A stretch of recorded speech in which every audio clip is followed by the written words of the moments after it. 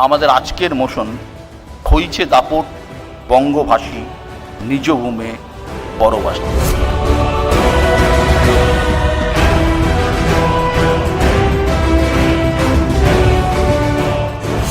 আমাদের প্রথম বক্তা গর্গ চট্টোপাধ্যায়।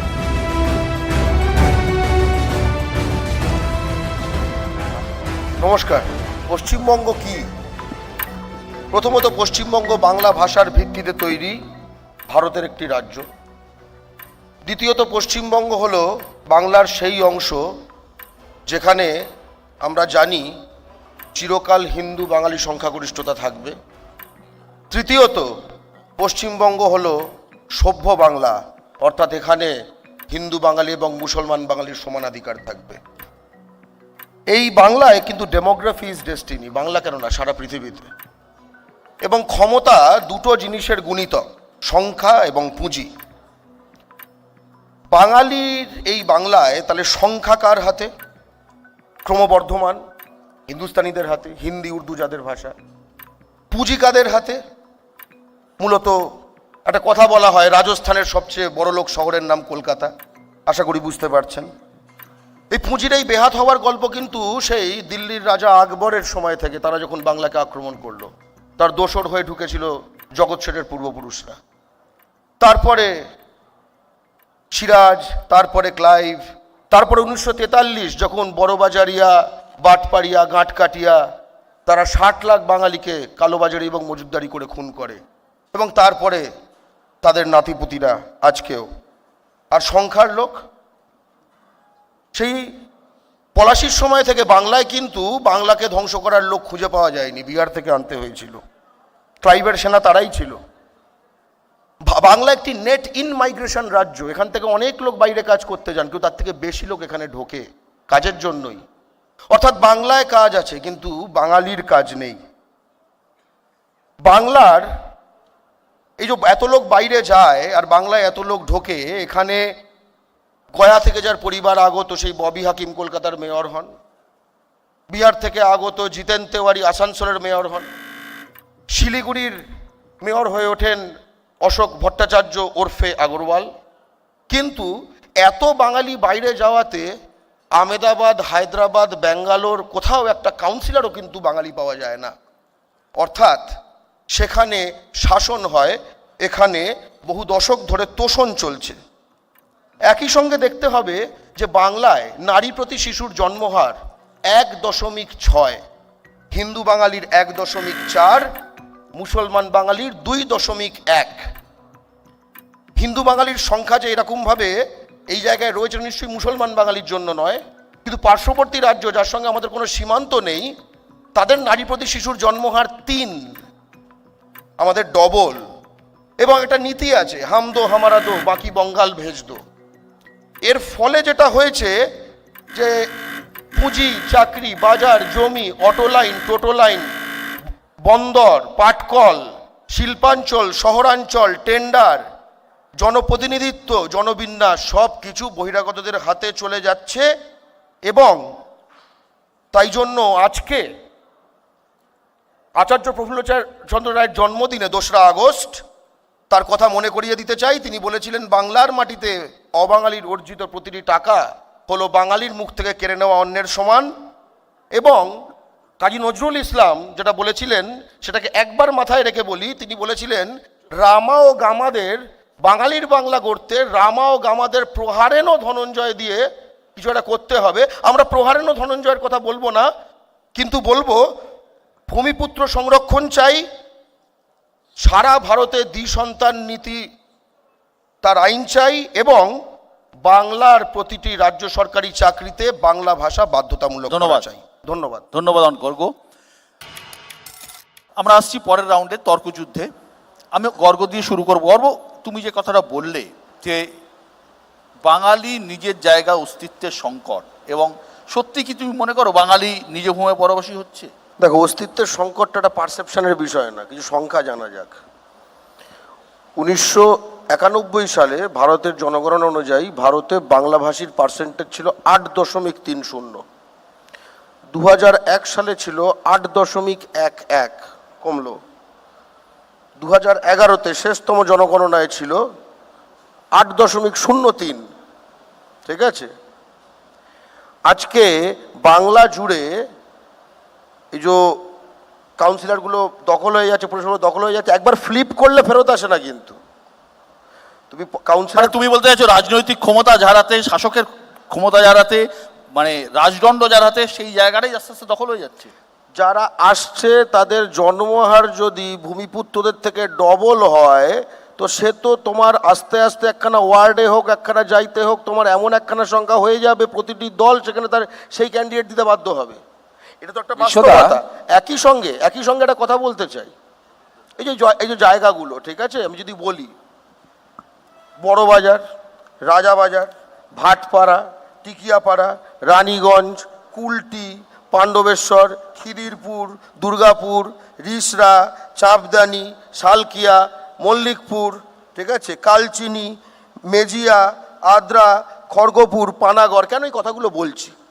তার কারণটা হচ্ছে এগুলো চোখের সামনে বদলে গেল। কিন্তু এই যে বলা হচ্ছে না যে বাংলায় কোনো কাজ নেই, তারা কি হাওড়া ব্রিজ দেখতে এসছে? এবার একটা কথা বলি, এটা বলেই আমি শেষ করব। এই অদ্ভুত ধরনের এক বেকারত্ব, যার ফলে বাঙালিরা চলে যাচ্ছে, কিন্তু কোনো মারওয়াড়ি তো চলে যাচ্ছে না, কোনো হিন্দুস্তানি তো চলে যাচ্ছে না। তার মানে এখানে যে কাজের যে সুযোগগুলো তৈরি হচ্ছে, সেখানে ক্লিয়ারলি বাঙালিদের বিরুদ্ধে জাতিগত বৈষম্য করা হচ্ছে। এমনকি এখন বিজ্ঞাপনও দেখা যাচ্ছে যে বাঙালি নেব না। এই যে এতগুলো যে পানাগড়ে যে ইন্ডাস্ট্রিয়াল এস্টেট হয়েছে, এই যে লজিস্টিক্স হাব হয়েছে, এই যে বানতলায় যে লেদার কমপ্লেক্স হয়েছে, এই যে তোমার তো আমাদের খনি অঞ্চল যেটা রয়েছে, চা আছে, জুট আছে, সেখানে আমি বলেই যেতে পারি পোর্ট। এই যে আমাদের কলকাতা তৈরি হয়েছে পোর্টের পাশে বলে, ওখানে কোনো বাঙালি আছে? আসছি যে অভিযোগে গত কয়েক বছরে কেন্দ্রের একাধিক সিদ্ধান্ত নিয়ে প্রশ্ন তুলছে বিরোধীরা, হিন্দি আগ্রাসনের অভিযোগ উঠছে মোদী সরকারের বিরুদ্ধে। উত্তর দেবে দেবজিৎ। জাতীয় শিক্ষানীতিও যার মধ্যে পড়ছে, এবং সমস্ত যে প্রবেশিকা পরীক্ষা যদি কেন্দ্রীয় হয়ে যায়, সেখানে কি রাজ্যের মানুষের বঞ্চিত হওয়ার সম্ভাবনা থাকে? অহিন্দি রাজ্যগুলোর অবশ্যই বঞ্চিত হওয়ার সম্ভাবনা শুধু না, আমরা বাস্তবতা দেখতে পাচ্ছি। অভিন্ন যা কেন্দ্রীকরণ হচ্ছে, এর ফলে নিয়ন্ত্রণ যাদের হাতে চলে যায় দিল্লির হাতে, সেগুলো কন্ট্রোল করে যেসব চক্রগুলো, সেগুলো গুজরাট, ইউপি, বিহার, হরিয়ানা, দিল্লি, আমরা জানি, ঠিক আছে। আরে কেন্দ্রীয় সরকারের কোশ্চেন পেপার লিকও পশ্চিমবঙ্গে হয় না, লিকও ওখানে হয়, বুঝতে পেরেছেন? এটা হচ্ছে বাস্তবতা। এই আইএস আইপিএসগুলো এবার বোঝা যাচ্ছে, নিটগুলো প্রতি বছর হয়, এখন সংখ্যা কমে গেছে বলে এগুলো বেরিয়ে আসছে। কিন্তু অন্য কিছু কথা বলা দরকার। ব্রাত্যবাবু বললেন যে সকলে ভোট দেয়, আমরা কি তাদের ভোটে জিতেছি? একটু ভেবে দেখুন তো একটা কথা। ধরুন ব্যারাকপুর লোকসভা কেন্দ্রটাকে আমরা বাঙালি শূন্য করে দিলাম, তৃণমূল জিততো? খুব স্পেসিফিক প্রশ্ন, এর উত্তর সকলে জানেন, ঠিক আছে। এটা একটা থট এক্সপেরিমেন্ট। আমরা যে সময় দাঁড়িয়ে এই কথাটা বলছি, সেই একই সময় কেন্দ্রে মন্ত্রী হয়ে বসে আছে চিরাগ পাসওয়ান, সে ওখানে ডায়ালগ দিচ্ছে, বিহার ফার্স্ট, বিহারি ফার্স্ট। আপনার মনে হচ্ছে ওখানে বিহারে একখানা চ্যানেলে এই আলোচনাটা করছে, এবং অনেকে বলছে ছি যে কী ধরনের প্রাদেশিক কথাবার্তা। ওই যে শিলিগুড়িতে যে কথা বলছে দেখালেন, ঠিক আছে, ওই শিলিগুড়িতে 2 বছর আগে বিহার মোড়ে বাগডোগরায় 5000 লোকের উন্মত্ত মিছিল হয়েছে, যেখানে স্লোগান হয়েছে এক বিহারি সব পে ভারী, জয় বিহার, জয় বিহার। এটা বিহারে তোমরা সারা জায়গায় নাকি এত বাঙালি আছে, এই জয় বাংলা, এক বাঙালি সকলের ওপর এই হয়ে যাবে, এগুলো কল্পনা করতে পারেন? এগুলো কল্পনা করা সম্ভব? এই যে ভাটপাড়ার কথা বলা হলো, এক সময় ছিল এই যে উপাধ্যায় তো বাঙালিদের শাস্ত্র শিক্ষার জায়গা, সেটা হয়ে গেছে আরা ছাপড়া বালিয়ার অস্ত্র শিক্ষার জায়গা। এইটা কসমোপলিটিজম? এইটা হিউম্যান? এটা হিউম্যানও না, এটা সিভিলাইজেশনও না। একটা কথা বিশ্বদা, একটা কথা, এই মুহূর্তে আমরা 2024-এ দাঁড়িয়ে আছি, যখন কেন্দ্রের সরকার আমাদের পশ্চিমবঙ্গের তিস্তার জল বাঙালি বলছে, তাদের সংখ্যাগরিষ্ঠ রাষ্ট্র বাংলাদেশকে দিয়ে দেওয়ার জন্য খুব চেষ্টা করছে। এই পশ্চিমবঙ্গ মাঝে বলবে না। এই পশ্চিমবঙ্গের 10,000 একর জমি 2000 সালে নরেন্দ্র মোদী বাংলাদেশকে দিয়ে দিয়েছে, অর্থাৎ পশ্চিমবঙ্গকে বাংলাদেশে পরিণত করেছে তাদের জন্য। এবং মাথায় রাখতে হবে, এটা বলছে যে 20 জুন 1947-এ ভারতে পশ্চিমবঙ্গের জয়েন করার জন্য প্রথম যে ভোটটা পড়েছিল সেটা আমার ঠাকুমার বর্দার কানকুচ সাম্রাজ্যবাদ মনে হচ্ছে না? ঠিক আছে, কানকুচ, এদের এই যে থেকে আমরা কনৌজি শুনবো না। সাম্রাজ্যবাদ, এদের থেকে আমরা বাঙালিদের শুনবো না। মধ্যে বুঝিয়ে দিয়ে এরা বাঙালিদের লড়িয়ে দেওয়ার স্বাধীনতার চেষ্টা। যুদ্ধে লড়েনি। এটা পাঞ্জাবে একখানে সিমিলার ডে ফজলুল হক হয়েছিল, আমার- সেটা কি পাঞ্জাব দিবস? ফজলুল হককে মুখ্যমন্ত্রী পাঞ্জাব করে ব্রাত্যদা পাঞ্জাবে তো একটা সিমিলার ডে ছিল পাঞ্জাব অ্যাসেম্বলিতে। সব এটা পাঞ্জাব আক্রমণদের দিবস আমি তো নয়। একই কথা- এই কথাই একদম বলেছি। পাঞ্জাব দিবস নয়। অন্তর্ভুক্তির দিনটাকে অদ্ভুত পাঞ্জাব ব্যাপার। এবং হরিয়ানা একই দিনে পাঞ্জাব দিবস এবং হরিয়ানা দিবস পাঞ্জাব দিবস তো পালন করে না। ওটা 1956 সালের একদম 1 ভুল নভেম্বর, statement দেবেন সেটা না। হচ্ছে পাঞ্জাব একদম দিবস। ভুল তুমি statement জানো না, দেবেন না। জেনে নাও, আরে আমি জানি না। 1956 সালের 1 নভেম্বর দেখুন, আপনি- হচ্ছে পাঞ্জাব দিবস এই এবং হরিয়ানা দিবস। কনৌজি সাম্রাজ্যবাদ খুব মানছি স্পষ্ট। না। আমি খুব স্পষ্ট। এখানকার ভূমিপুত্র বাঙালি আছে। ভাই, কনৌজি সাম্রাজ্যবাদ খুব মানছি না। স্পষ্ট। 700 বছর এবং আগে এটা কনৌজ থেকে বাড়িতে আসা রাজা সাম্রাজ্যবাদ রাজা চাপিয়ে দেবেন সামনে আমার উপরে। গালা- শেখ সামনে বিশ্বনাথ কথা বলছে, নিজেরা দেখে নেবেন। তো প্রথম জীবনে মন্ত্রী হন যখন শ্যামাপ্রসাদ, তার মন্ত্রী তো নেহেরু নন, তার তার তার বস তো ফজলুল হক। তাহলে মন্ত্রী হওয়ার জন্যে ফজলুল হকের সঙ্গে গিয়ে মন্ত্রী হতে উনি রাজি আছেন, বিখ্যাত শ্যামা হক মন্ত্রী এবং ফজলুল হক তার আগে পাকিস্তান প্রস্তাব নিজে পেশ করেছেন। 40 সালে, তারপরে আর শ্যামাপ্রসাদ না, ঢুকছেন Absolutely. 43 সালে। মানে কি টাইপের ধান্দাবাজ জালি অপরচুনিস্ট। এই তো ভাষা সব এই একদম বাংলা ভাষা। অবশ্যই আমি বলবো, এটা বাংলা কারণ সে ভাষা। জিরাটের লোক, আমার দেশের বাড়ির লোক, একদম। তোমার দেশের বাড়ির লোক এক না। মিনিট দাঁড়াও। হুগলি জেলা আমার দেশের বাড়ির লোক সে। একদম। ঠিক আছে, আমার এবারে আমার কাছের কথা লোক। হচ্ছে, আমি গর্গর কাছে আসছি। গর্গ যে একটা স্পেসিফিক ছোট্ট করে উত্তর দাও। এই যে তুমি ধরো যে তুমি বারবার ভূমিপুত্রদের সংরক্ষণের দাবির কথা বলছো, বারবার বলছো, কিন্তু এ ধরনের তুমি ভাষণেও বলেছিলে এ ধরনের সংরক্ষণ তো সংবিধান বিরোধী। কর্ণাটক, ঝাড়খণ্ডের মতো রাজ্যে তারা আইন পাশ করে কোর্টে আটকে গেছে, কি করে সম্ভব? দু ধরনের সংরক্ষণ হয়, একটা হচ্ছে ব্ল্যাঙ্কেট সংরক্ষণ, আরেকটা হচ্ছে তুমি যদি রাজ্যের রাজস্ব দিয়ে কোনো সাবসিডাইজড একটা ইন্ডাস্ট্রিয়াল প্রোগ্রাম আনো, সেখানে তুমি তুমি কি সংরক্ষণ বলছো? খুব স্পষ্ট তো বলছি, এই যে ইন্ডাস্ট্রিয়াল পার্ক। না না, আপনি তো ডোমিসাইল সংরক্ষণের কথা বলেছিলেন। হ্যাঁ, ডোমিসাইলের কথা বলছি। তুমি যদি ব্ল্যাঙ্কেট করে দাও, যে যেখানে প্রাইভেট ল্যান্ডে করে দিল সংরক্ষণ, এটা সংবিধান বিরোধী। হরিয়ানারটা স্ট্রাইক ডাউন হয়েছে একদম।